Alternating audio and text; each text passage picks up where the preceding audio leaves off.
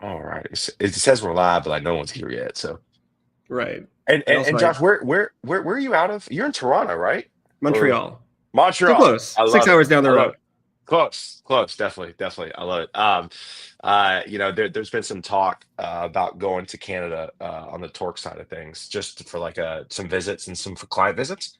So Nice. if I'm in Montreal, I'll let you know. We need to grab Yeah, lunch. hit me up. But good morning, everybody. Happy Friday, as they say. When I mean they, I mean just me. But it's good to see y'all this morning.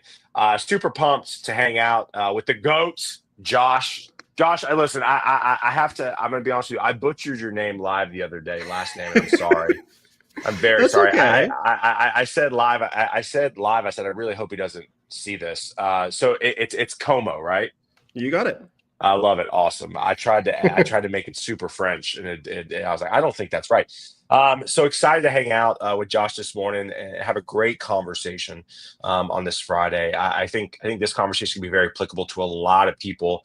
It really where anybody's at, whether you're a junior, whether you're a senior. I think this conversation is going to be very, very important to you. So please say hey. Would love to hear from you, and I know Josh will as well. Again, the reason why I tell people to say hey is to engage. One of the things we're going to talk about today is the importance of like being out there, like building and connecting. And we're going to talk about it with Josh. And I really truly think like the meetups have changed, and there's a lot more online. And I think you can absolutely really make a name for yourself online. I feel crazy sometimes, kind of saying the same thing over and over again, but I know it works because basically, like Theo put out his like chat app the other day, and he made a YouTube video, and Theo was talking about basically just being in community and being in the zeitgeist of like communities and like always speaking up and always being engaged. And it was good to hear from him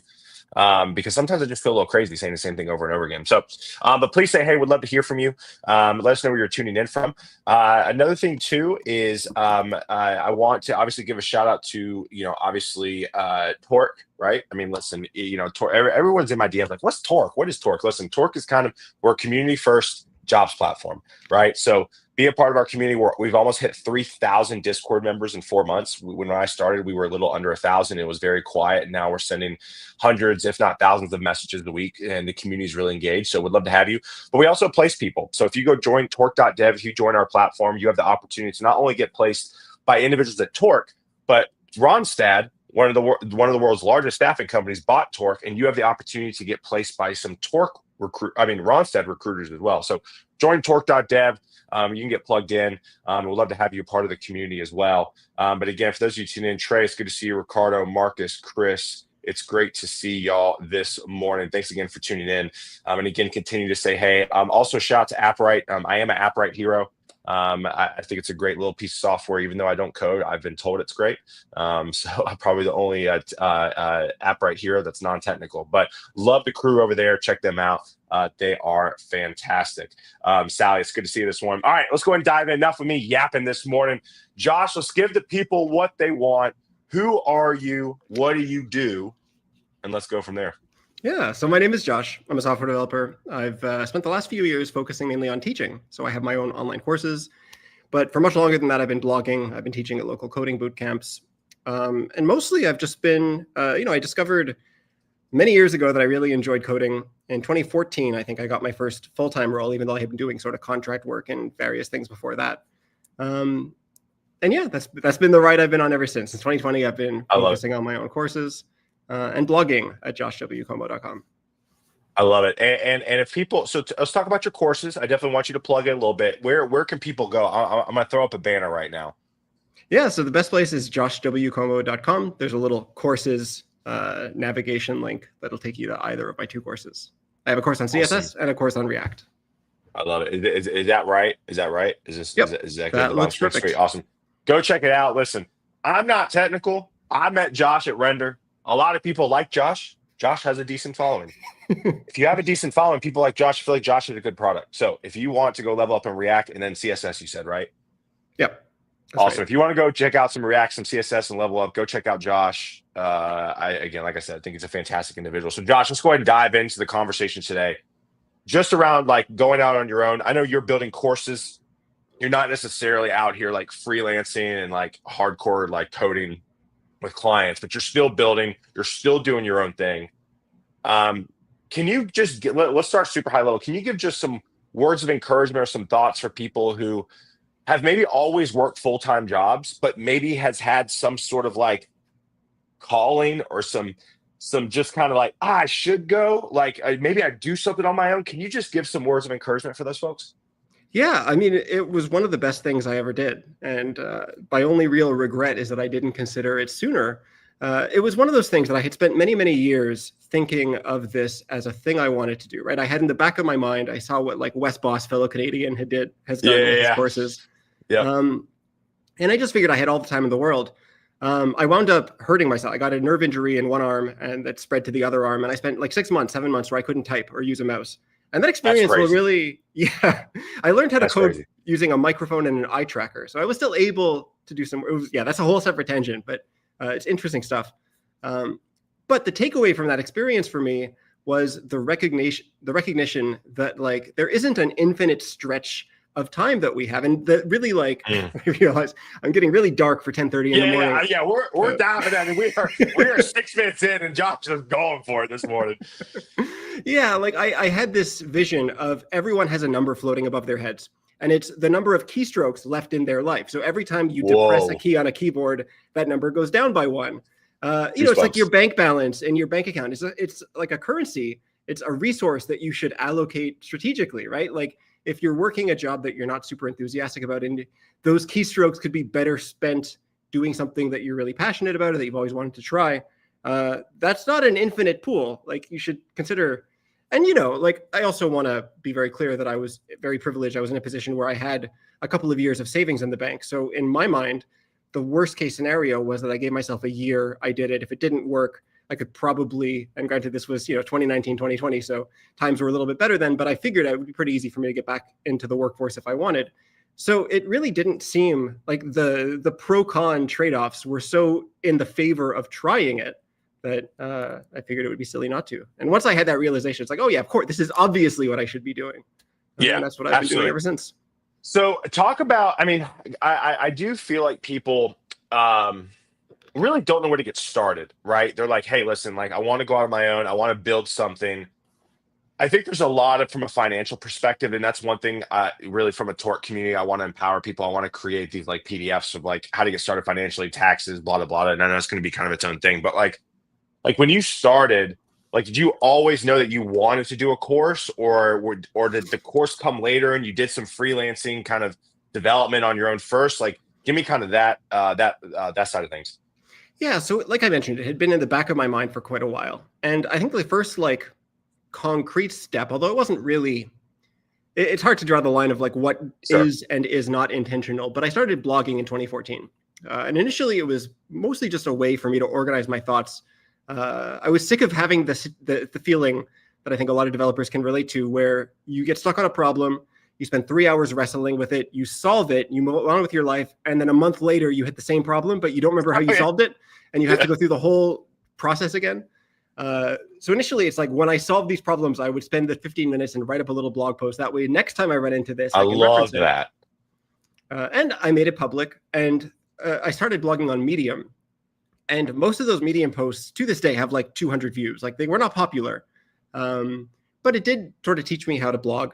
And I realized at some point down the line that this blog could be a really useful tool for whatever I wanted to do. Right? In my mind, it was the courses were still like the main idea, but regardless, right? Whatever the goal you have, a blog is a great way to build a reputation, and that reputation can serve a lot of different goals. So when I had the whole nerve injury thing and I decided to go into this on my own, it was I did one freelance job, which was for Adi Osmani at Google. He was building his own, he had this library of JavaScript patterns and he wanted to build a website for them. So I did a little bit of work on that, although really like Lydia and Adi did like 99% of that. So I don't want to take any credit for it.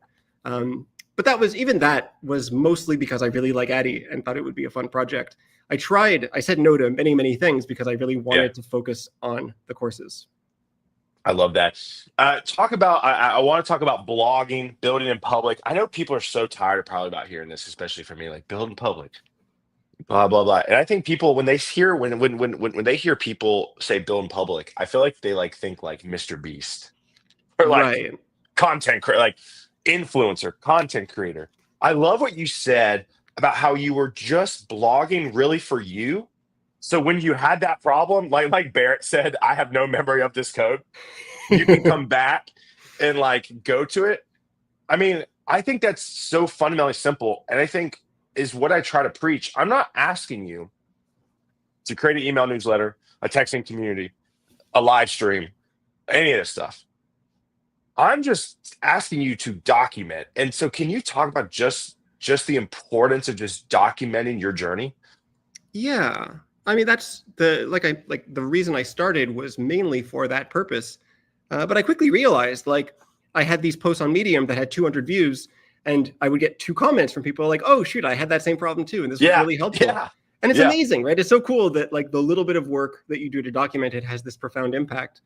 And it really does. It seems to me, if your goal is to do anything in the realm of software development, it can only help you if like when you're applying to a job or when you're seeking out some sort of contract, if the person has seen one of your blog posts, 3 years ago, it doesn't have to be recent, they don't have to have it didn't have to blow their mind, but if they remember that they've seen your name, it's like the reason that major companies will do all these like awareness marketing campaigns, right? Like they're not all right, trying, the Nike ad in the subway isn't trying to like preach the value of the shoes. They're just trying to make you like have that name in your head when you go to the shoe store.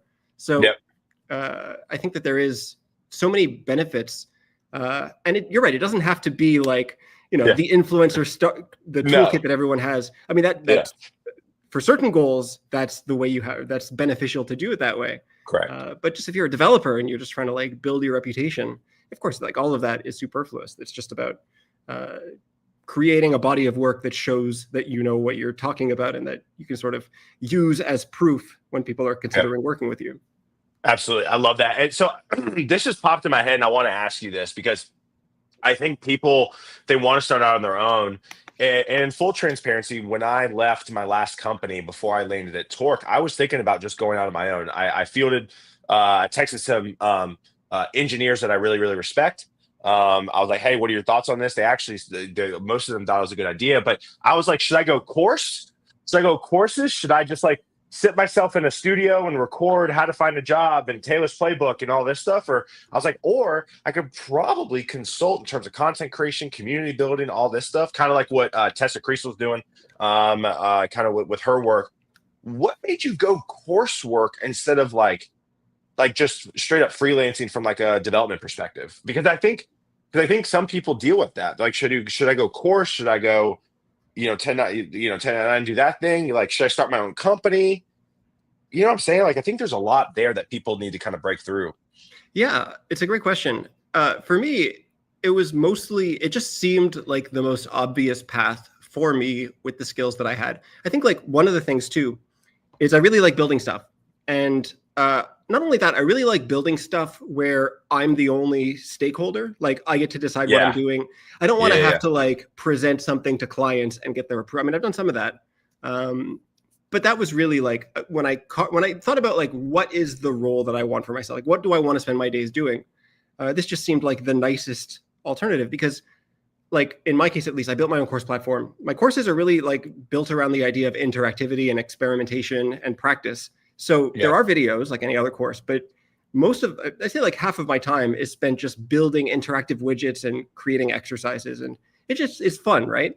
Right. Um, so I think that, like, and of course, like that's what I consider fun. That's not what everybody considers fun. Sure. So Sure. it's really about figuring out what exactly like. And I didn't really do this intentionally. So this is like I'm sort of rewriting history here. But what Yeah. I Yeah. would suspect would work well is to ask yourself, like, what parts of my job do I like? What parts of my job do I not like? I think Love a lot that. of developers feel like their time is getting into flow and building stuff is the most fun, and then like the meetings are the least fun. So that's like trying to optimize for a clear calendar is one way to like consider that sort of rules some things out.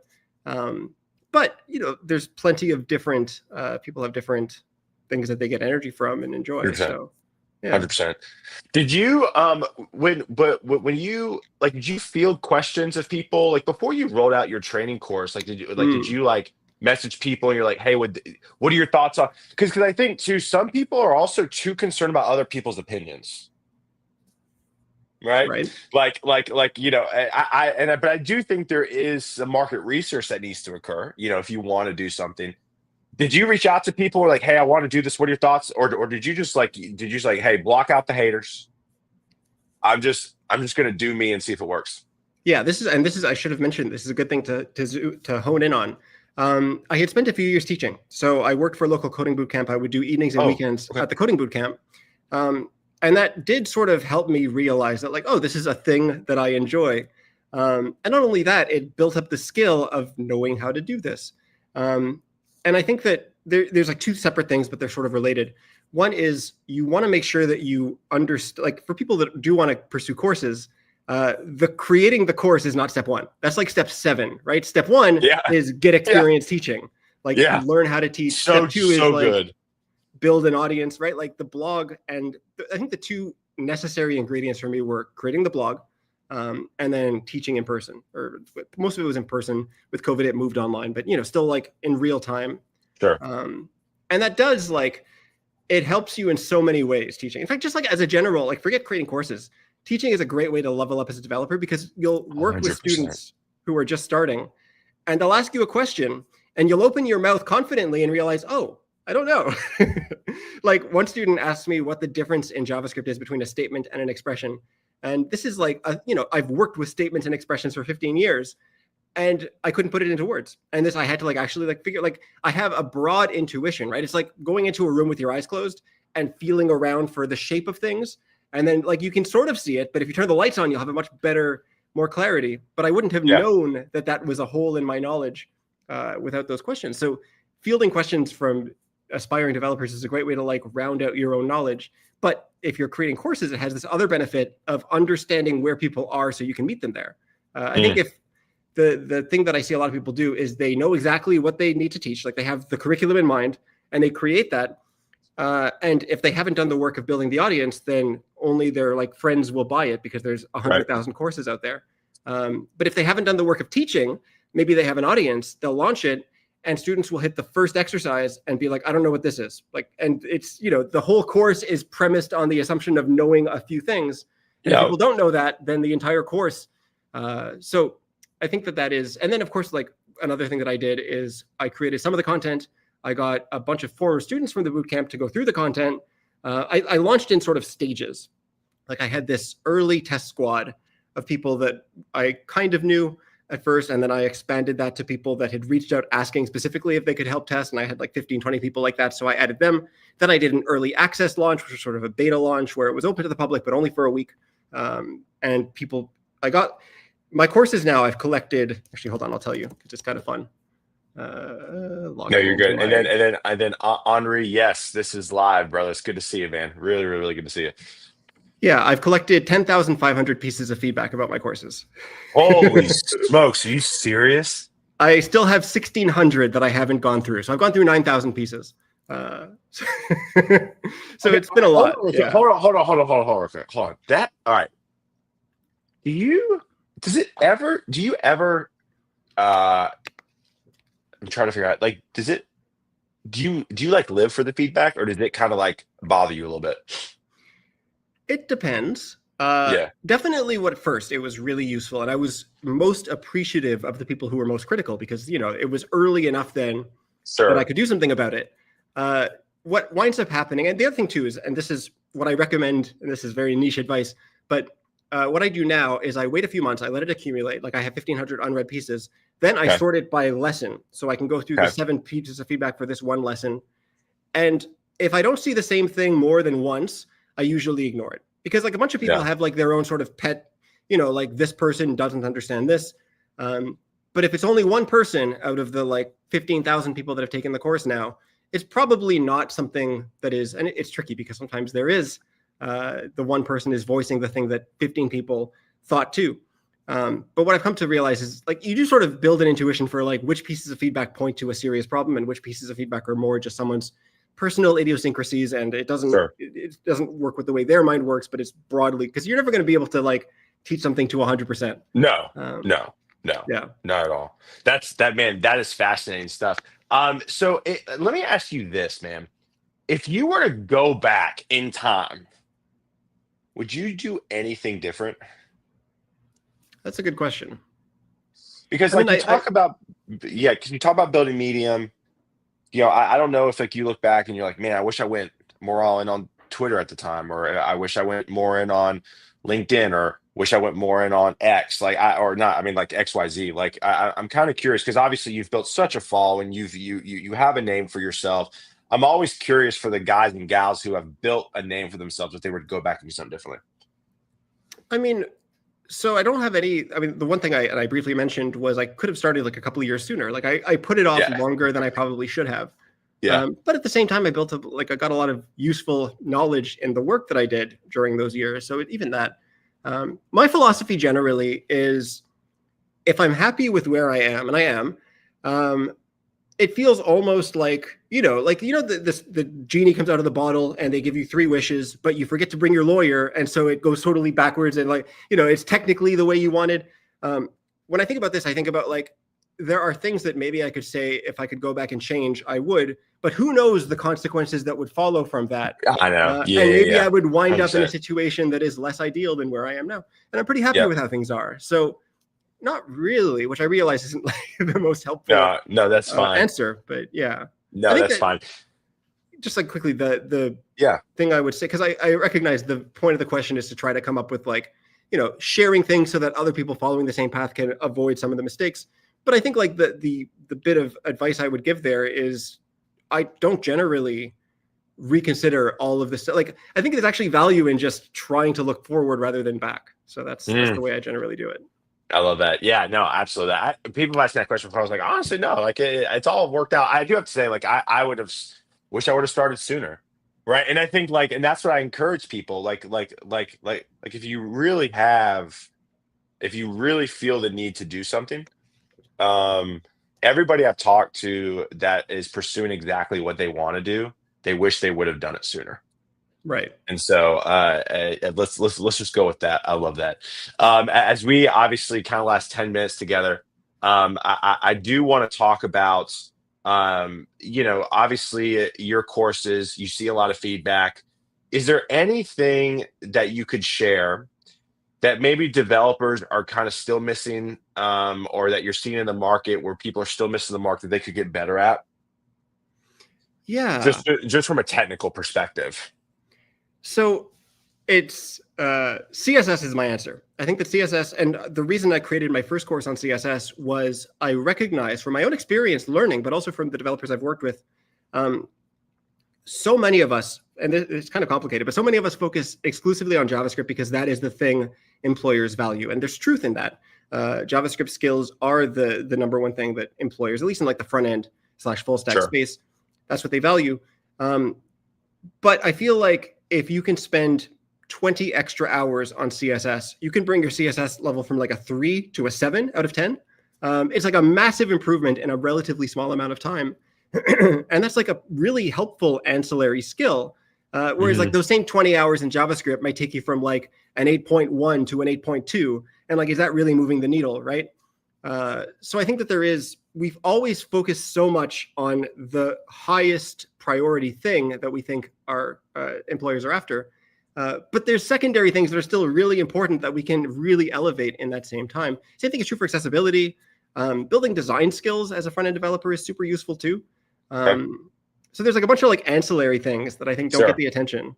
And like you need JavaScript too. But yeah, I think the CSS. And that's why I created the first course, is I just saw how big of an impact I could have in a relatively small amount of time. That's awesome. I love that. Yeah, because I'm always, again, like being a traditional recruiter for so long, it was always JavaScript. It was Angular, then it was React, and it was Node, and just JavaScript. And as somebody who's not super technical, not technical at all, I just am aware of everything. Like I'm always wondering, like, where does CSS come into play, right? Because like for me, it's like I feel like right now, like I'm definitely much more on the marketing side of things and like how things feel and look and stuff. And I feel like that's a lot of CSS. I mean, correct me if I'm wrong, but like, and I just the way the market's going, I feel like anybody can build something now, but it's like, how is it used? How does it look? How does it feel? And you correct me if I'm wrong, but I think that is CSS a little bit. Yeah, well, so CSS is the visual language of the web. When I talk about building CSS skills, it's really more about implementation. So it's, Okay. you have a design, it looks a certain way, it's meant to respond a certain way to different screen Yep. sizes. JavaScript is more about like implementation, like like features and behavior. CSS is like the styling, but also the responsiveness.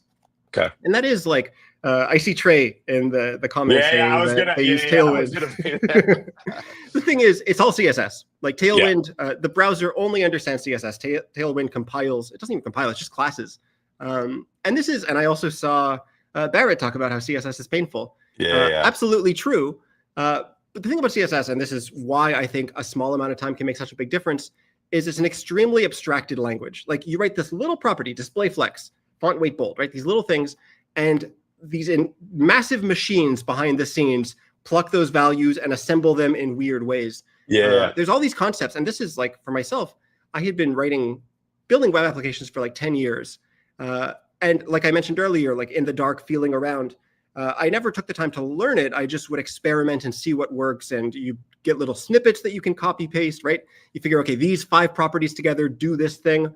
But then, the 30th time you do it, after 29 successful attempts, it does something different. And you think, well, that's, Right. did I make a mistake? No, it's the same chunk of CSS. But the thing is, you're feeding these properties into this machine, and the machine's considering the entire context of everything else, and everything in CSS depends on everything else. And so there's these concepts like stacking context and containing blocks, things that you will never organically discover while writing CSS. But if you take the 20 minutes to learn what each of those things are, everything makes so much more sense. Because I promise you, like a lot of people think CSS is just random or unpredictable or rickety. It's not. It's like any other software. The same inputs produce the same outputs 100% of the time. The problem is that there's the inputs are much broader. It's you write this little bit of code and a bunch of other stuff happens. So that's where it can get confusing, and that's why I think it's such a valuable thing to spend some time learning. I love that. No, I love that a ton. I like this. Scale up and whatever helps the business needs the most. I love this from Jordan. I think there's a lot of what I call resume driven development, which is what's hot, what's the hot in the zeitgeist of the tech world. But listen, and this is actually a conversation we've had at Torque a lot about building community. We're actually redoing our marketing site. We're talking about, because what we want to do as Torque is like, we really want to help people throughout their career, but we also know that some people don't want to do the latest and greatest. Some people just want to, I joke about COBOL a lot because I recruited a ton of COBOL and mainframe stuff. Like there's still a lot of it. Like it powers like a lot of enterprise clients. It's I do think, and again, Josh, I would love to hear your thoughts. I think if you are starting out your journey and or wanting to pivot in your journey, I do think talking to people, doing some research, and not always going after the hottest thing will probably benefit you maybe even more. Yeah, I mean, I would say that it's always complicated, and it goes back a little bit to what I was saying about like everyone focuses on JavaScript. Right. React is the most common front-end framework, which means everybody focuses on React, and it's simultaneously true that there are more React jobs than Angular or COBOL or anything else. But there's also more developers. So like there is some if you had perfect access to all information, you could figure out the biggest opportunities, right? Where is there the most demand and the least supply? I don't know how to do that logic. Like I don't have that data. But what I would say is like, I started my first software development job was as a Ruby developer on the back end. It was fun. I enjoyed that. But I found I would get so much more energy out of the front end tasks. And Ruby, it's not a front end framework.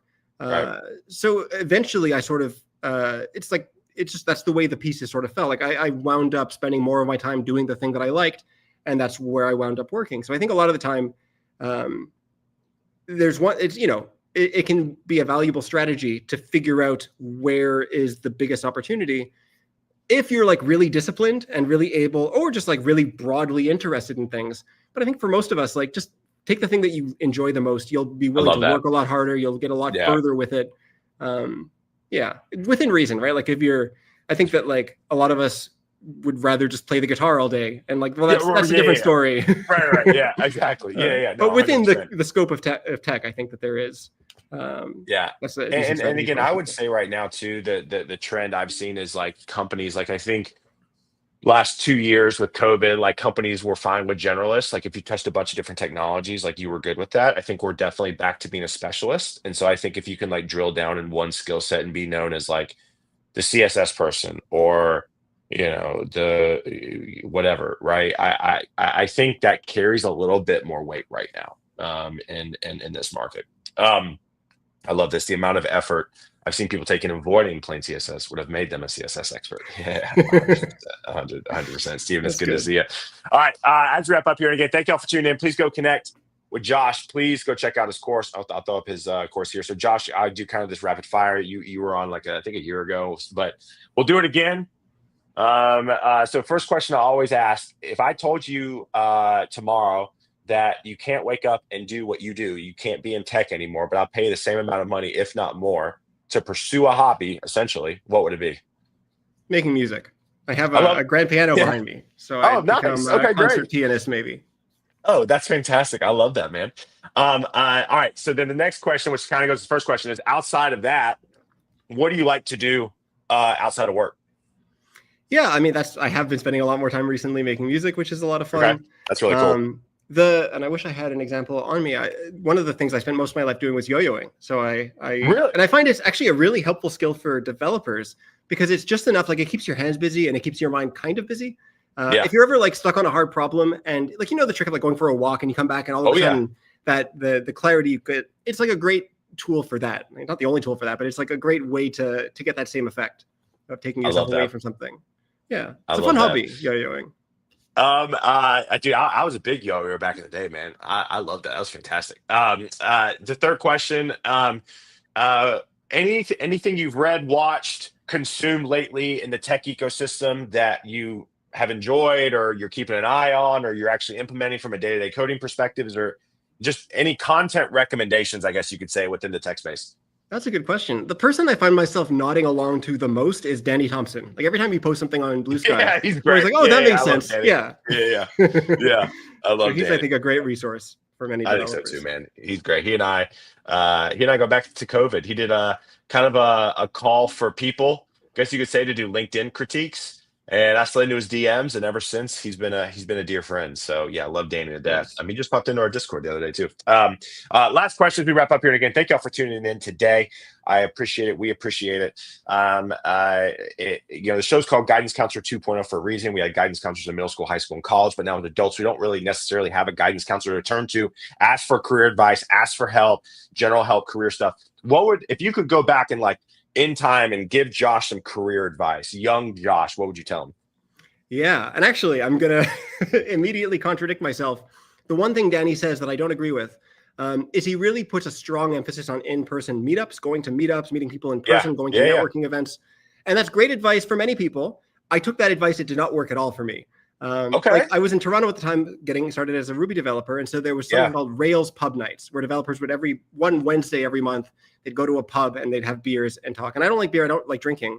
So I'd go to these things and I would sit and feel awkward and not talk to many people and leave just thinking that this was a colossal waste of time. And like the imposter syndrome and like, what am I even doing here? Like, this does not seem like the crowd that I can assimilate my way into.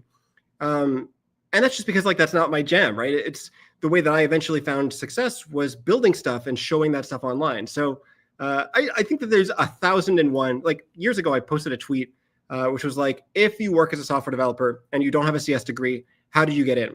And 500 people answered, and it was 500 unique stories. And I tried my best to like categorize them. Right. What works for one person, and again, I said this a little bit earlier, like playing to your strengths. I think that like, if you are really charismatic or just really extroverted, meetups are a great way to go and meet people. If you're like shy and introverted like me, that's not really the best advice because you're going to go and like, unless there is like someone gregarious enough to pull you in, it's not compatible with exactly. So I think that there's so many different ways in, and that would be my advice is just like focus on your strengths. Like, do the stuff that you like I doing. love that. Be sure to share it, but don't try to like follow the standard advice if you can kind of tell that standard advice won't work for you. Yeah, I love that. I mean, for me, like, absolutely retweet there. If people know me kind of in like the conference community, I don't stay out late. Like, you have me from 8 to 8. That's it. And I get tired. I kind of crash in the evenings. I'm a social sprinter, is what they call it. And so, Right. and so I've learned that I can scale myself better with social media and lives like this. I really crave one-on-one intentional time with people. And so this is one of my key ways to just hang out and catch up with folks in tech. But also too, like, I totally agree. Like, you got like the James Quicks of the world who like stay out late and, do the damn thing, and shout out to him and anybody else who can do it. But I just can't. And so I've just learned to that. And I think the big thing is be present and be engaged. And I think however you can do that within a community setting, I think is fantastic. So Josh, I love that. I love that. All right, y'all. Totally. Thank you. Thank you again, Josh. Stay on backstage so I can say bye to you. But again, y'all have a great one. Have a great weekend. I'm going to talk to Kent Dodds. I have Kent Dodds on Monday, but it's also Veterans Day, and I know a lot of people have off. So I'm going to talk to Kent. We may go live on Monday, depending on his schedule. We may reschedule. But Monday right now is Kent C. Dodds coming on the show. But anyways, y'all have a great one. We may see you Monday. If not, we'll definitely see you next week. Y'all have a good one. Peace. Bye, y'all.